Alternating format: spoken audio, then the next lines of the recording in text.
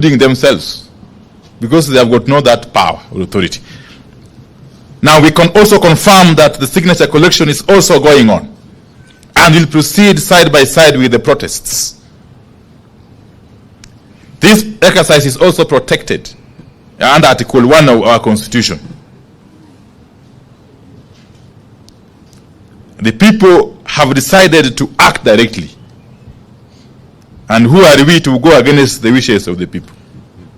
And having said this, we wish to set the record straight on a couple of things that Kenya Kwanza got wrong last week in their response to the ongoing protests.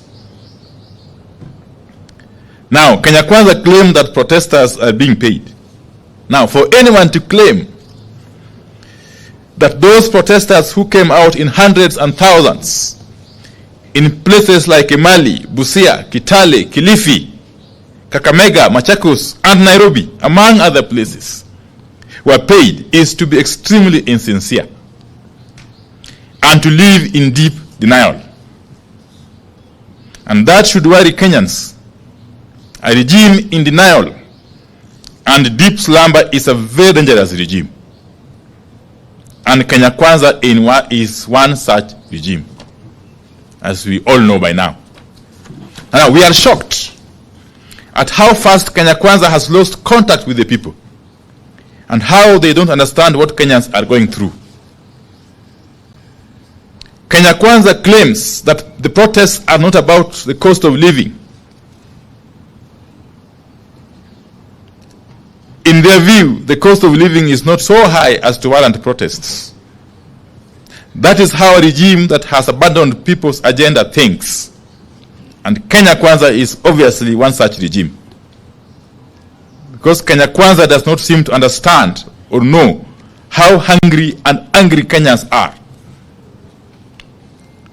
And like a broken record, Kenya Kwanza is stuck, still talking about the handshake of 2018, the Nusumukate of 2008, and so on and so forth. Kenyans are past that stage.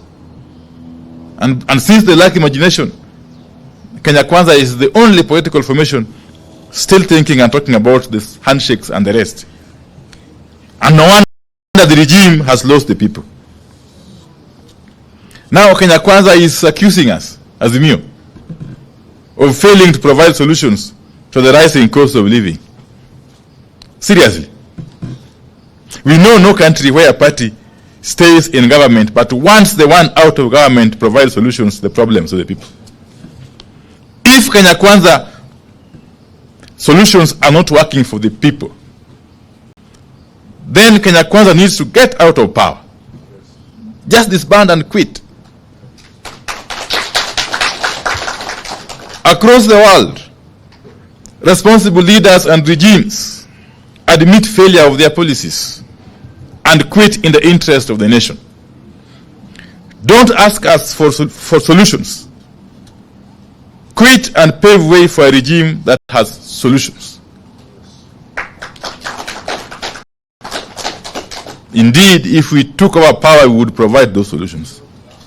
You all know. Now, in their address last weekend, Kenya Kwanza purported to call the attention of the nation to so-called efforts by the government to reduce the cost of living. But they could not point to any such efforts. If there's an effort to lower the cost of living, Kenyans will notice it. And Kenya Kwanza would not need to be explaining itself or struggling to explain itself. The truth is, there are no such efforts to lower the cost of living. How can raising of taxes on fuel from 8 to 16% be classified as an effort to lower the cost of living? Now, Kenya Kwanza is telling us that the government has hired some 55,000 teachers. Now, so what? That isn't a favor. They are supposed to be hiring teachers anyway. But they are missing the point. People eat food, and people want food. Even the teachers they are crying about, even the teachers are crying about the cost of living and high taxes and low salaries. Hiring teachers doesn't reduce the cost of living. What is the point in hiring a teacher, then taking away his entire salary through taxes? What is the point in hiring workers and turning them into slaves? We encourage Kenya Kwanza to move past generalities of constantly reminding Kenyans that Kenya Kwanza is a legitimately elected government. People want food.